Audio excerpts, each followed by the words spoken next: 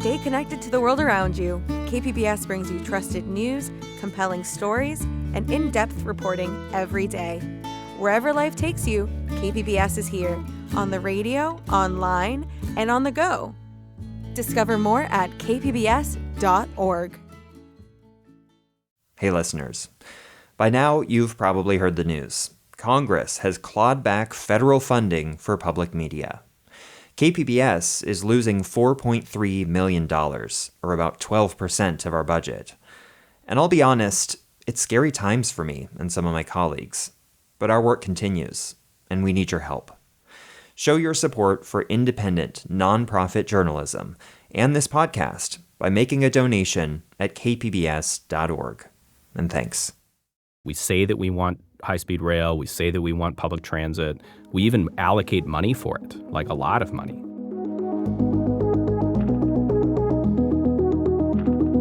But we're not seeing the outcomes that we ought to have. And so for an abundant view of public transit is like, how do we allow for more of the things that we say that we want and get rid of some of the barriers that we've been putting in the way of those things?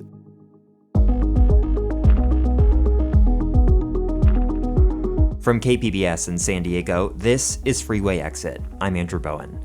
If you were to take a poll of everyone sitting in traffic on a highway, I'm willing to bet a good number of those people would rather be sitting on a train. When it's fast and convenient, public transit can offer a much more pleasant experience than driving alone. But too often, transit is neither fast nor convenient. And to meet the moment on climate change, California has to get better at building better transit. Colin Parent has some ideas. He's the CEO of Circulate San Diego and the lead author of the new report, Powerless Brokers: Why California Can't Build Transit. The report tackles a very specific phase of transit projects, one in which cities, counties, utility companies, even irrigation districts can derail the infrastructure that we desperately need. My interview with Colin Parent after a short break.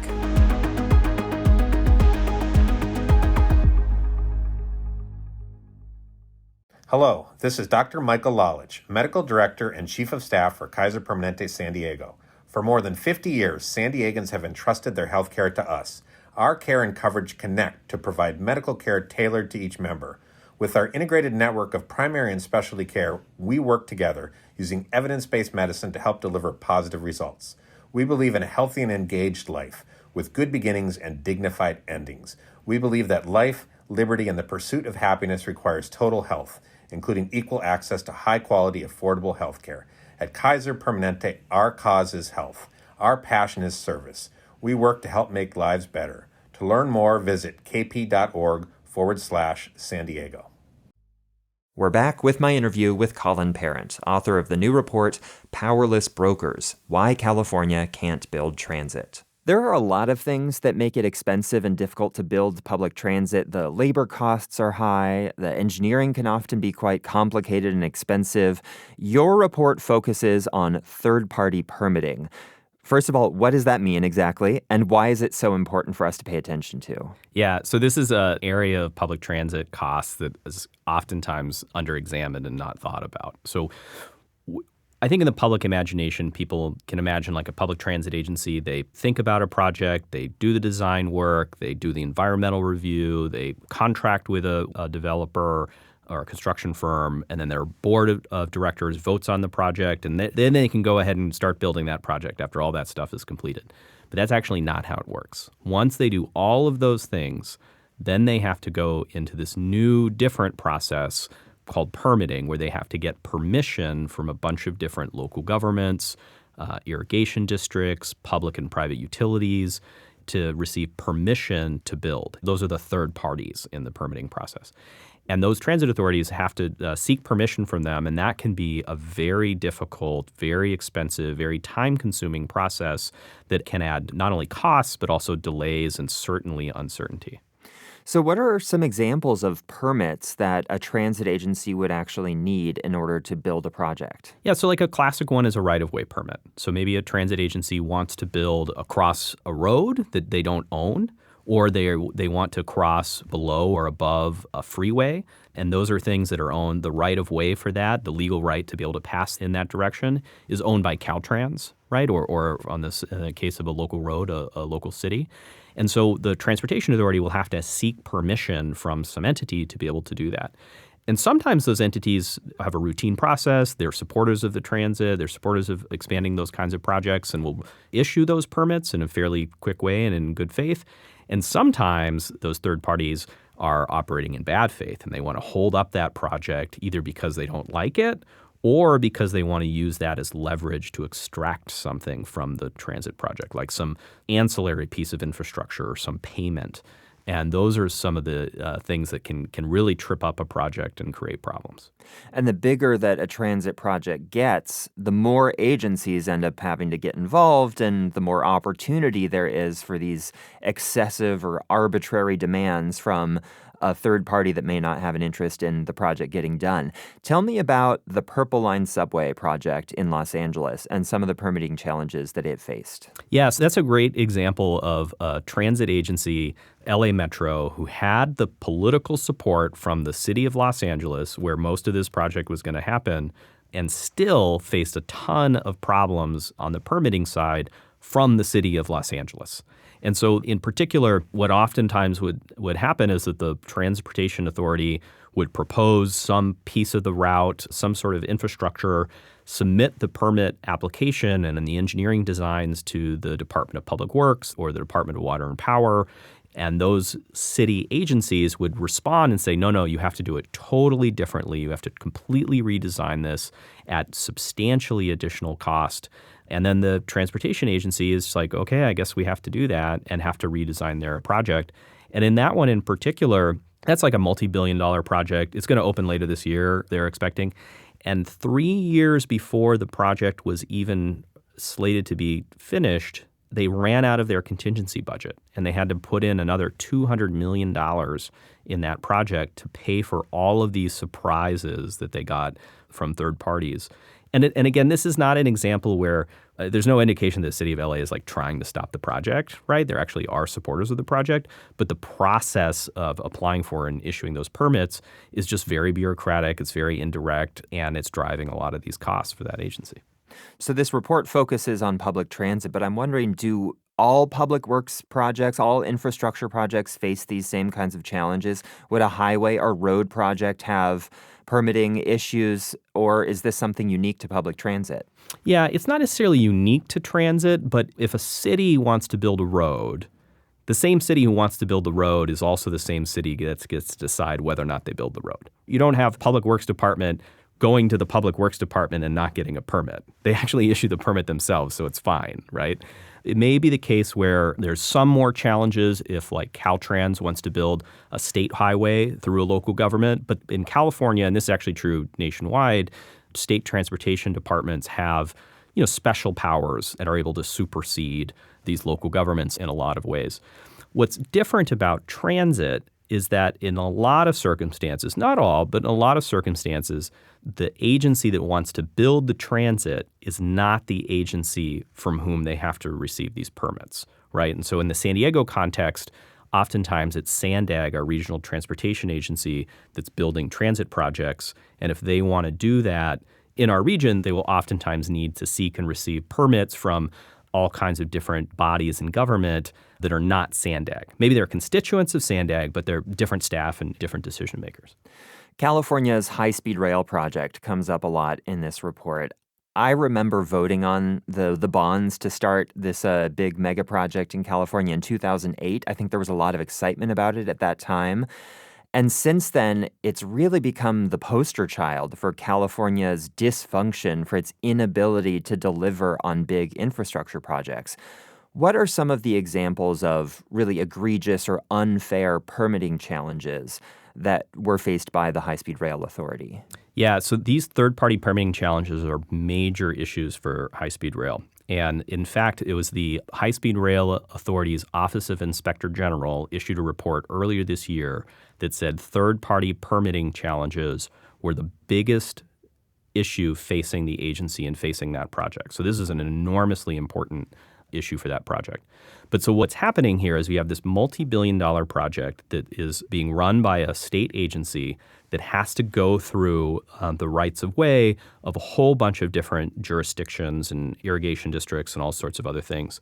In our report, we detailed some examples in different cities and counties in the central part of California where you had public sector leaders, city managers and the like, being very explicit that what they were going to do is they were going to hold up that project in exchange for money to build infrastructure that they couldn't otherwise afford, things that they wanted to build, but they didn't have the resources to. And so they were just being extremely, I guess to their credit, transparent about holding this project hostage to extract, tens of millions of dollars. And that's something that we as taxpayers here in San Diego are, paying for, right? And it's a completely disjointed process, and the High-Speed Rail Authority really just lacks the leverage in those negotiations to get a fair deal. And a lot of these cities and counties understand that and are taking it to their advantage. So a city or a government agency will demand a change to a transit project in exchange for, them agreeing to issue a permit, and that adds time, and time adds cost, of course. But the cost can also increase because the construction contract has to change, right? So explain how change orders work in these transit projects and why that is such an expensive problem. So oftentimes when a big transit project is being decided to be built, the transit authority, they don't necessarily build it themselves. Usually they don't. And so what they do instead is they issue a request for proposals, they get proposals from construction firms, and they hire a large construction firm to do that project. And a part of that contract award is there's a certain price tag. It's that we're going to do these sorts of features. You got to build it according to this. And there's usually a contingency budget because there's an expectation that there's going to be some surprises. But what change orders are is that when there are enough changes to the scope of the project that the construction firm has to come back to the board of the Transportation Authority and say, listen, we thought this was going to be a $200 million project, but turns out it's $250 million because there's this new thing that we have to build that you didn't think you had to build, but turns out that this other third party says we have to. And so now we have to get more money. And I think relatedly, it's difficult for the transit authority to constrain those costs because they're not actually the ones making the decision about those costs. It's some third party who's adding some additional feature or requirement to that project. And that results in a transit being more expensive than it otherwise would be, costing the taxpayers and the public agencies more, and it's sometimes to the benefit of either the third party or the construction firm. You cite the Blue Line trolley extension here in San Diego as an example of a relatively smooth permitting process. This project opened in 2021. It added 9 stations to the Blue Line and took that route up to University City. What about this project made it easier to build? This is an interesting one. Most of the examples in our report were about, problematic projects that had a lot of permitting issues. And the Midcoast extension, didn't really. Not that there were zero, but it was compared to others, it was pretty smooth sailing. And we credit it for a couple of reasons. One is that we have a relatively collegial environment between transportation agencies and governments in the San Diego area. That's due to a lot of reasons, but one is that we have 2 transit operators and 1 county in our region, whereas in the Bay Area, they have 9 counties and 27 transit operators. The County of Los Angeles also has 27 transit operators, depending on how you count it. And so in San Diego, there's just fewer people to know in that space, fewer decision makers. And so it tends to be, it's a little easier for people to kind of know each other and to work well with each other. Another factor is that, and I think this is sort of related to that, because these folks knew who each other were, they had good working relationships, they were able to plan ahead better. Right? They could kind of imagine or discuss with one another what the likely challenges were for those projects, kind of work out the details in advance before they went to hiring a construction firm and picking a price tag on the project. And then I think the third biggest component was that SANDAG has some authorities under state law that not every transit authority has. And so, for example, SANDAG doesn't need to follow the zoning or the building code requirements of the jurisdictions in which it's building. It also has the authority to use the right-of-way of any jurisdiction or public agency within its boundaries. And those powers, plus the good working relationships, meant that when there were some issues that maybe needed to be transcended, instead of having like this big ugly fight, Sandag was able to try to get it resolved in a relatively quick and relatively affordable way. And that helped the project move forward. Now, I want to clarify, too, that that project's been in the works for like 20 years. So it's not like it happened like in a blink of an eye. But what we're talking about here is that after the design was done, after the environmental review was done, after the contract was awarded, then in that permitting process, the project went pretty smoothly. And so that's the part that our report's focused on. And that's just one of the elements of building transit. But it's an important one that, and also one where, we can't do much about interest rates, or there's only limited how much funding is available, et cetera, et cetera. And there's only so much we can do with that in public policy locally and in California, but we absolutely have control over our permitting process. And so those are the areas where we can make the most change and do the most good. Yeah, those rules are all self-imposed. I can recall riding the Midcoast trolley on a media preview ride, and I was chatting with the chief engineer of the project, and I asked her why she thinks it takes so long and costs so much money to build transit. And the first thing that she mentioned was CEQA. This is the California Environmental Quality Act, and generally speaking, it requires a government to analyze the environmental impacts of a project that it's building and to mitigate for those impacts. And this can create delays. There can be lawsuits. Where would you rank CEQA in the list of things that make it hard to build transit? Yeah, I mean, CEQA historically has been a challenge for public transit projects, but it's diminished very much in the last few years of its relevance to transit delays. And in part, that's because there's been some reforms that have basically said for smart, clean transit projects that meet certain criteria, generate good jobs, and that are likely to reduce greenhouse gas emissions, they can be exempted from CEQA review. And the rationale for this is just that these are projects that are by definition like good for the environment, and so we don't have to have them go through the same process as like a nuclear power plant might, right? As a result of that, a lot of projects, I think almost 100 projects in the last few years, transit projects have been exempted from CEQA review, and so they're not subject to those kinds of delays in litigation. And so I think that's positive. And I'm not saying that we shouldn't have CEQA for big, scary things that are, have an environmental impact, but an electric bus is not one of those things. Like a bicycle lane is not one of those things. And so I think it's really been a diminishing part. But also, I just want to clarify, too, that our report is focused on what happens after CEQA is done, after environmental review is done. So when we're talking about permitting reform, we're not talking about changes to CEQA or exempting more types of projects or anything like that. We're talking about for the projects that have already gone through environmental review, if they have to do it, right? To what extent do we allow those projects to continue going forward? And so I think I just want to clarify that, because CEQA can be kind of a dicey issue for a lot of people. If you're really, I really care about CEQA so much, okay, great. This is actually not getting in the way of those sorts of considerations.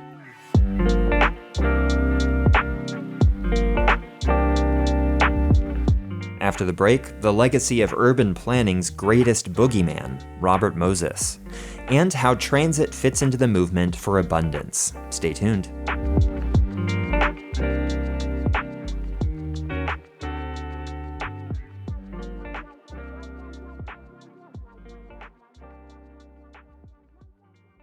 Hello, this is Dr. Michael Lalage, Medical Director and Chief of Staff for Kaiser Permanente San Diego. For more than 50 years, San Diegans have entrusted their health care to us. Our care and coverage connect to provide medical care tailored to each member. With our integrated network of primary and specialty care, we work together using evidence-based medicine to help deliver positive results. We believe in a healthy and engaged life with good beginnings and dignified endings. We believe that life, liberty, and the pursuit of happiness requires total health, including equal access to high-quality, affordable health care. At Kaiser Permanente, our cause is health. Our passion is service. We work to help make lives better. To learn more, visit kp.org/San Diego.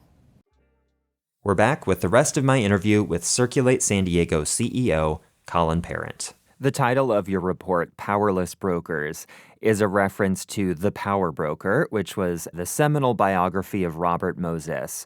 He was an urban planner who built much of New York's highways and bridges. Moses was really notorious for getting projects done fast and with very little regard for public input or democratic checks and balances. Why is the story of Robert Moses relevant here? Yeah, I mean, it's relevant for a number of reasons. I mean, one is that Robert Moses was this unstoppable, irascible, very problematic figure, but he did get things done, right? And he got a bunch of things done like highways that like displaced a lot of people, destroyed neighborhoods, really kind of bad stuff. And then fast forward to today where we have transit authorities that we're trying to empower to do good things like build transit instead of dividing neighborhoods, stitching them back together. But instead of giving them the same kind of powers that we gave to Robert Moses, we're rendering them effectively powerless, right? And there's this real stark divide here. Notably, too, Robert Moses famously refused to build transit, right? And so it's just this strange dynamic that we're trying to do different, better things with public policy. We're trying to solve some of the problems that were created from these errors in the past, but we're actually not empowering the transit authorities to be able to do what needs to get done. And so I thought we thought it was just kind of a clever way to sort of illustrate that distinction between what had happened in the past and where we find ourselves today. We've spent a lot of time diagnosing the problem. What's the solution? What are your recommendations in this report? Yeah, so we have about a third of the report is with recommendations, and there are a variety of them. But the big component of them are really about how do we assign more responsibility to transit authorities to do the things that we say that we want them to do. So right now we tell transit authorities, we want you to build transit, but you're actually not allowed to do it, right? And as a result, we don't get as much transit as we might like, or it's much slower and more expensive. So there's a variety of things we can do to give them the authority to do the things that we say that we want. And so a robust reform might be to grant them the ability to issue permits themselves so they don't have to ask for those permissions. And I think that might be the right choice, especially for large and important projects. But there's other stuff that we could do that is maybe a little more modest. So, for example, it's a tool that's oftentimes called a shot clock, where you say to the transit agency, they can apply for a permit from a local government, and that local government still gets to decide. They don't, the transit agency doesn't get to self-permit, but the local government has to make a decision within 60 days. Yes or no. And if they don't, then the transit agency can move ahead as though they got that permit. And those are some things that already exist in the law in other contexts. So internationally, in Quebec, that's how transit authorities work. But domestically, we use that stuff too. Caltrans actually has to issue rights-of-way permits now within 60 days when transit authorities apply. And we've been doing this for over a decade for broadband companies. So broadband companies apply for a permit. This is a federal law. They apply for a permit. Local governments, third-party agencies have to make that decision within 60 days. It just seems sort of obvious to me that if we're giving those authorities to telecom companies, like why wouldn't we give that to public agencies who are trying to do things for the public interest? Your report mentions the current national discourse we're having around abundance. And the argument that's made in this book called Abundance is essentially that the United States has created too many barriers to building all of the things that we need to survive and thrive in the 21st century. Things like clean energy, housing. What does abundance look like in the context of transportation? Yeah, I think what it means is we get more miles per dollar spent, and it happens faster. And what we're having now is that we say that we want high-speed rail, we say that we want public transit, we even allocate money for it, like a lot of money. Like there's a lot of money going into high-speed rail, but we're not seeing the outcomes that we ought to have. And so for an abundant view of public transit is like, how do we allow for more of the things that we say that we want and get rid of some of the barriers that we've been putting in the way of those things? These things don't have to be changes that abandon our commitments to workers' rights or environmental review or all these other things. Those are really substantive and useful and are trying to advance, important public policy goals. But things like having public works directors of one agency having a fight with the public works director of another agency and just like adding $10 million of costs without any sort of substantive benefit to the public or these other issues just doesn't make a lot of sense. And so if instead we had clearer rules, reallocating the authority to the transit authorities themselves, those are sort of things that we can do to allow for more of the things that we say that we want faster and more affordably. What are the stakes here? What happens if we just continue with the status quo and California just doesn't get better at building public transit? Well, I mean, you definitely got the climate crisis. I believe in climate change. Most of your listeners do. If we're going to be able to do something about that, we're going to have to expand the ability and access for public transit. That's certainly one. But, let's talk about something very concrete and near term. So the federal government, President Trump, said that he's going to take away federal resources from California's high-speed rail project. And their stated reasons is they don't see a path forward to getting that project actually completed. And their reasons for this are the reasons that we identify in the report, that there are just all kinds of barriers that we have created for doing this. And so I don't think we should take that lying down. I think we ought to prove them wrong. But in order to do that, we're going to have to make some changes about the policies that we have in place so that the monies that we do generate locally in our state and also from the federal government are in fact being used to build the projects that we say that we want.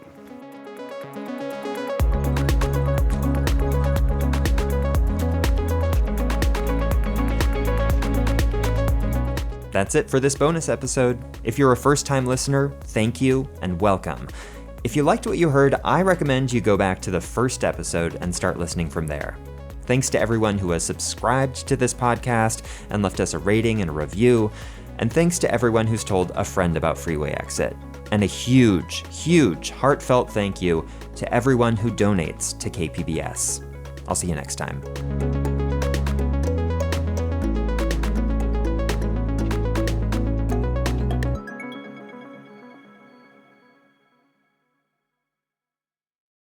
KPBS On Demand is supported by Paint Care, offering households and businesses in California more than 800 leftover paint drop-off sites for recycling. Quantities of 100-plus gallons of paint may qualify for a large volume pickup. Learn more at paintcare.org.